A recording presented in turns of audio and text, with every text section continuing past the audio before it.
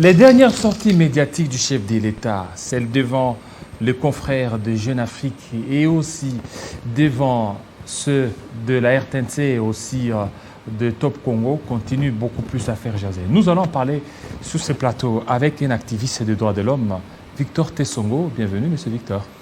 Merci beaucoup, bienvenue. Voilà, on voit en cache-nez, hein, c'est un message. Évidemment, c'est les messages. J'appelle, au travers de votre micro, j'appelle le peuple congolais à pouvoir prendre des mesures par rapport à cette maladie. Ah ouais. Nous avons de proches qui sont actuellement internés par rapport à cette maladie. Donc nous devons prendre au sérieux cette maladie. Voilà pourquoi je passe ces messages ici. Voilà, je pense que le message est reçu par nos téléspectateurs. Maintenant, M. Victor Tesongo, on a vu le chef de l'État très offensif ces derniers temps, dans plusieurs médias, au niveau de Jeune Afrique, au niveau ici en République démocratique du Congo. Il a abordé des sujets sensibles, le vaccin, la justice, cette affaire d'Égypte. Et vous trouvez que le chef de l'État, c'est une sortie qui était opportune? Merci beaucoup, M. David. Je crois que je vous remercie d'abord pour le micro aujourd'hui, pour l'invitation. Et si je peux entrer directement par rapport au vif du sujet, c'est la déception totale. Déception totale de différentes communications. Mais comment ça? Lorsque Joseph Kabila Kabange ne parlait pas, les gens l'ont taxé de tous les mots.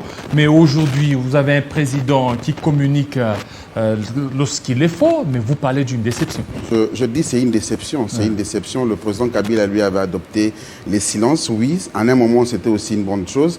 Mais malheureusement, le pays, le président doit communiquer, doit donner des axes par rapport aux politiques publiques.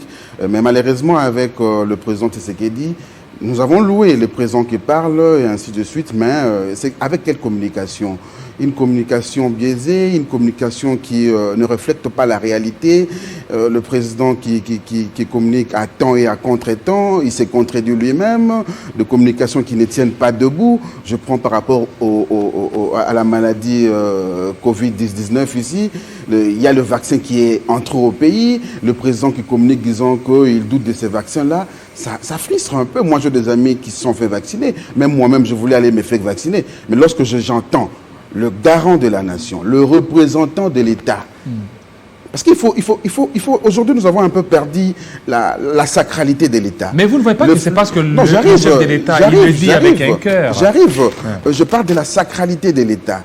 La fonction du président de la République. Aujourd'hui, c'est quelque chose qu'on parle comme si c'était dans un ligablo, on vendait du pain, on vendait des omelettes. Non. Le président de la République, cette fonction-là est sacrée. Ça veut dire que quand il dit quelque chose, c'est tout le monde qui suit. C'est la marche du pays. Et donc, lorsque le président de la République parle par rapport au vaccin, où il doute, mais je me pose une question. Avant que ce vaccin-là puisse entrer ici en République démocratique du Congo, ça veut dire que le président avait accepté. Ça veut dire qu'il avait les précautions pour dire, voilà, le peuple sera vacciné et lui-même sera aussi vacciné. Mais comment se fait-il que le vaccin est entré? Parce que c'est lui qui a autorisé, il faut quand même se le dire, je parle en tant que représentant de la nation. Parce qu'on perd un peu par rapport à ça, j'ai parlé de la sacralité des fonctions du président de la République. Ça veut dire que si les vaccins entrent aujourd'hui, le président de la République a accepté en tant que représentant. Mais on ne peut pas comprendre. Vous acceptez que quelque chose, le vaccin entre, et vous émettez des doutes par rapport à ça. Je me rappelle, le pauvre Etienne Longondo, le jour où on a lancé la vaccination, c'était aux cliniques universitaires. Le président devrait venir. Il a eu des esquisses, disons, ça, par rapport à sa communication qui pose encore un problème. Il devait recevoir, je crois, le président de Zambie, ou si ma mémoire elle est bonne, où la communication était sortie que le président ne pourra pas se faire vacciner. Il va se faire vacciner après.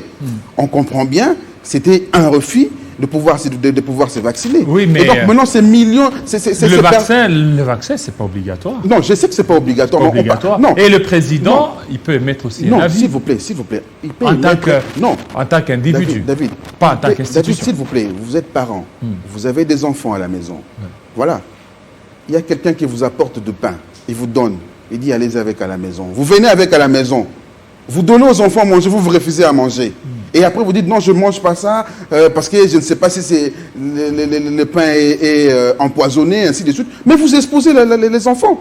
Vous avez exposé les enfants. C'est comme ça que nous disons aujourd'hui, nous préparons une plainte contre le président de la République. Une plainte? Si. Non, mais pourquoi Non, ça, mais nous prenons le président est le représentant du pays, le numéro 1 du pays, la personne la mieux informée du pays.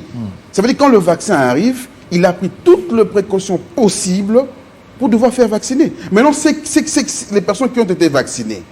Qu'est-ce qu'ils feront? Ils ont des doutes. Moi, j'ai des amis aujourd'hui qui ont des doutes. Il y a d'autres qui doivent prendre la deuxième dose. Ils ont des doutes parce que le président a émis des doutes. Ceux qui devraient se vacciner, même moi, je devrais aller me vacciner. J'ai des doutes pour l'instant.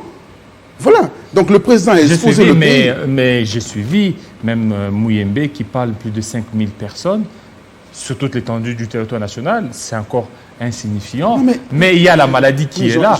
Est-ce que pour aller se faire vacciner, vous avez l'avis du président de la République? Votre santé ne dépend pas du président de la République. C'est à vous de vous assumer. Monsieur Jean-David, nous savons la parole du président de la République. Oui.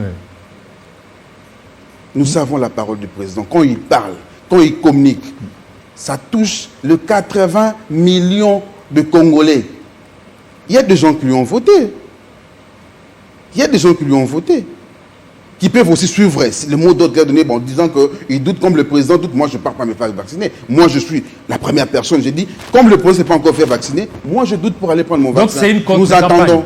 Si c'est une contre-campagne, il faut dire une vérité. C'est une contre-campagne. Moi, j'entends que d'autres vaccins arrivent. Quand je vais voir le président aller se vacciner, c'est comme ça que moi j'irai. C'est tout à fait logique. Lui, le président, émet des doutes par rapport au vaccin AstraZeneca. Vous le savez très bien que ce vaccin a eu des sérieuses conséquences néfastes au niveau européen. Et en tant que président de la République, il a émis des doutes, mais pas sur les autres vaccins. Lui, il est prêt pour la multiplicité des vaccins à RDC. Je pense que je ne me fais pas comprendre surtout. Moi, je parle que le vaccin puisse entrer en République démocratique du Congo. C'est-à-dire qu'il a accepté. Il devait se taire au moins pour dire, voilà, il s'est tait, il ne fait pas parler par rapport à ça. Mais le fait d'émettre déjà un doute, et vous envoyez la population aller se faire vacciner, mais le président lui-même émet des doutes par rapport au vaccin, par rapport aux effets secondaires. Il émet des doutes. Vous voulez quoi? La maman qui est à Kingasani aller se faire vacciner? Vous voulez que moi, je parte me faire vacciner alors qu'il y a des doutes par rapport à ça, le garant, le numéro 1 de la nation, émet des doutes. Mais en fait, il a exposé le peuple congolais. Outre cette affaire de vaccin, le président a parlé aussi de la justice. Il a dit que Vital Kamerhe, c'est un homme sérieux, un homme correct, qu'il est désolé pour ce qui se passe, mais le chef de l'État a beaucoup plus fustigé l'ingérence.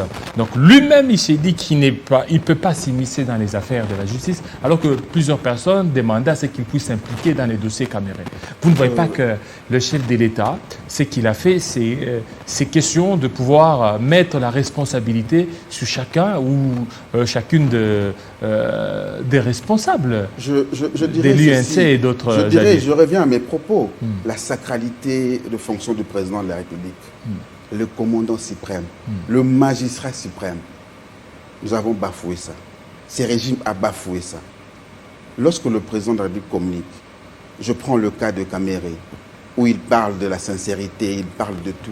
Mais il jette l'opprobre à la justice congolaise. Mais comment j'étais l'opprobre? J'arrive. Mais il a fait. Non, je l'ai bien dit. Je l'ai bien dit, il jette l'opprobre. Mais il a fait. Parce qu'il ne faut pas oublier que les décisions de justice, que ce soit les arrêtés, les arrêts plutôt, que ce soit le jugement au niveau de tribunaux ou bien au niveau de la cour, ainsi de suite, sont rendus au nom du peuple congolais, mais exécutés au nom du président de la République. Les décisions judiciaires sont exécutées au nom du président de la République. Le président, la manière de faire, vous sentez que c'est un président qui ne veut pas s'immiscer dans les affaires. Non, il ne croit pas à la justice. Non, pas quoi, mais il ne veut pas s'immiscer. En tant que président, il aurait dû peut-être exercer une certaine pression sur cette justice. Revenons aux fondamentaux, soyons un peu par terre, un peu plus. Le président de la République nous a parlé de l'état de droit. Je me rappelle, avant qu'il ne soit président, il nous a reçu plusieurs fois chez lui à Limité, où il parlait de l'état de droit. Une fois à la tête du pays, il va instaurer l'état de droit, il va revenir par rapport au respect de textes, c'est-à-dire les textes législatifs, ainsi de suite. Mais où en sommes-nous aujourd'hui? L'état de droit que nous parlons aujourd'hui, ce n'est pas l'état de droit. Mais état de droit. Mais regardez au niveau de l'Est, il y a un député qui a été arrêté pour outrage. Le chef de l'État lui-même dit que moi-même, je suis fautif. Allez, libérez les messieurs, libérez les députés. Arrêtons de faire de mascara. Arrêtons de faire de mascara. Aujourd'hui, en République démocratique du Congo, la justice, c'est à double vitesse. À double vitesse. Ça veut dire que si on est opposant, si on est challenger du président de la République, la justice s'applique directement. Je te prends le dossier par rapport même à l'IGF. L'IGF a audité combien de dossiers? Il y a le dossier Covid qui a été audité. Où en sommes-nous aujourd'hui? Où était Ngolo Ngondo? Qui aurait détourné? Non, mais... Non, j'arrive.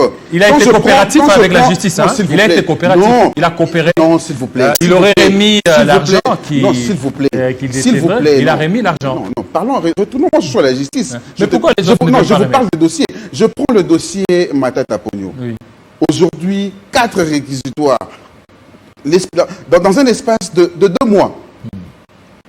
Ça, c'est un acharnement. Pire et simple. Mais ça, c'est un acharnement pire et simple. Lorsque les Sénats rejettent. Mais c'est un droit légitime. Oui, reconnaissez quand même que c'est un droit légitime. Mais ça n'éteint pas l'action judiciaire. Non, ça n'éteint pas l'action judiciaire, mais nous voulons ceci. En tant que défenseur des droits de l'homme, en tant que défenseur de la justice, nous voulons que cette justice-là soit neutre. Nous voulons que cette justice soit pour tout le monde, une justice distributive pour tout le monde, que ce ne soit pas une justice sélective. Je prends par rapport au dernier réquisitoire du procureur par rapport au bureau du Sénat sur l'affaire Matata Pogno.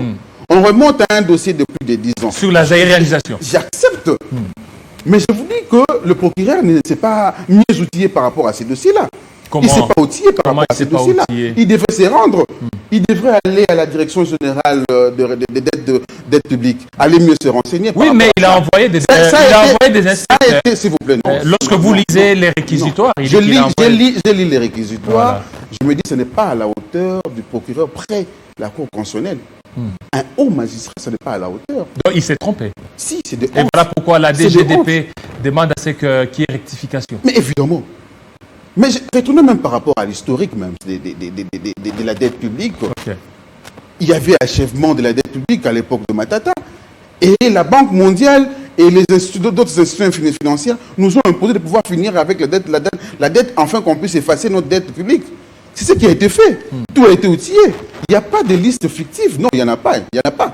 Et au-delà même de ça, s'il y avait quelqu'un qu'on devait poursuivre d'abord, parce que le Premier ministre ne fait que, je peux dire, exécuter peut-être ou bien ordonner ce qui a été déjà fait. L'organe habilité, c'est la DGP qui est habilité à pouvoir auditer, lister, ainsi de suite. Après avoir fini un travail de fond, ils vont transférer les dossiers sur le Premier ministre, il l'apprécie et il leur donne le décaissement. C'est le ministre de Finances.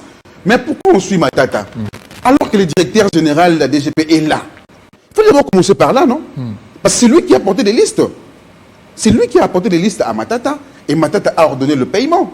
Alors c'est d'abord par rapport à la source. Mais pourquoi on attaque directement Matata? Je crois que je ne suis pas venu défendre quelqu'un, mais en tant que défenseur des droits de l'homme, en tant que défenseur de la justice, je me dis aujourd'hui que la justice... Pourquoi on attaque Matata? Non, je me dis, si, Matata aujourd'hui, ce n'est pas caché de tous, qu'il a des ambitions présidentielles. Mais il ne s'est pas encore prononcé. Non, il ne s'est pas prononcé, mais nous le savons tous. Là, ce sont les gens qui lui prêtent des intentions. Nous le savons tous que Matata a des ambitions. Et aujourd'hui, le régime actuel est là pour devoir écarter ceux qui sont prétendants par rapport à ça. Je prends l'affaire par rapport à la nationalité qui a fait régner ainsi de suite. C'est pour écarter qui? On le connaît bien, c'est pour écarter Moïse Katumbi. On revient aujourd'hui par rapport au dossier Bukangalozo, qui a été bien audité. Nous prenons le dossier par rapport à la dette publique, la réalisation, ainsi de suite. Mais il faut suivre la logique de choses. Le procureur, qu'est-ce qu'il devrait faire? On ne suit pas Matata qui a ordonné, mais on suit qui a listé. S'il y avait des personnes fictives, c'est à ce niveau-là. Il fallait d'abord interpeller le directeur général de la dette publique. C'est au moins lui qui devrait au moins parler et puis revoir la suite logique. Mais on s'attaque directement à Matata. Et puis, dans un espace de 2 mois, il y a 4 réquisitoires dont le fondement ne reflète pas l'indépendance de la justice. C'est ce que nous disons aujourd'hui. S'il faut que nous parlons aujourd'hui d'un état de droit, il faut que le magistrat soit à sa place. Les magistrats doivent rester indépendants. Dans un pays où le président de la République communique ouvertement en disant qu'il y a des gens, ses conseillers, qui viennent s'interférer dans des dossiers judiciaires, ainsi de suite, nous craignons. Nous le craignons. Donc ici, il peut y avoir des dossiers, il peut y avoir des conseillers qui s'immiscent dans Mais le président l'a bien dit, il a bien dit. Mm. Il a bien dit. Quand même, par rapport à l'exécution, c'est très difficile de pouvoir le faire. Ce sont des conseillers, ce sont de proches. Je vous donne un dossier aussi autre par rapport au dossier d'Edouard Lobo, qui est un proche du président de la République. Nous savons, c'est que où en sommes-nous avec ces dossiers? Mais il est où? Il a été transféré à Makala. En plein procédure judiciaire, mais il est où? Il n'est pas à Makala. Moi, je vous informe. Il est où maintenant? Il n'est pas à Makala. Moi, je ne sais pas. Il faut vous informer par rapport à mais la DGM plus, non? Il n'est pas à Makala. Mais il ne travaille plus. Mais il n'est pas à Makala. Mais il est sanctionné. Non, mais sanctionné, mais il y a une procédure judiciaire, non? Ouais. Il y a une procédure judiciaire. Mais il est sanctionné quand même. Non, mais non, s'il vous plaît. Il y a une procédure judiciaire. Même s'il y a des sanctions sur le plan administratif, qu'on n'a pas surtout vu par rapport à ces dossiers-là, mais la procédure judiciaire reste indépendante. Mais revenons par exemple à l'affaire Etienne Longondo. Vous aviez parlé tantôt là, mais Etienne Longondo a coopéré avec la justice. Coopérer comment? Il a coopéré, il aurait remis la somme d'argent, il a remis, et puis la justice a trouvé... C'est le pénal. Oui. Nous sommes au pénal. Mais ça veut dire quoi? Le pénal ne se règle pas comme ça. Alors? Mais il faut aller avec le dossier au fond, non? Il faut aller avec le dossier au fond. C'est ce que nous disons aujourd'hui, que la justice, c'est des doubles vitesses. Je prends, si on veut remonter même au dossier de temps, après 10 ans, comme on a remonté avec Matata, prenons l'affaire 32 millions avec Bochap, qui aurait, à l'époque, directeur de cabinet du président de la République, qui a été sanctionné d'une manière administrative. Mais après, quelle est l'enquête du parquet par rapport à ça?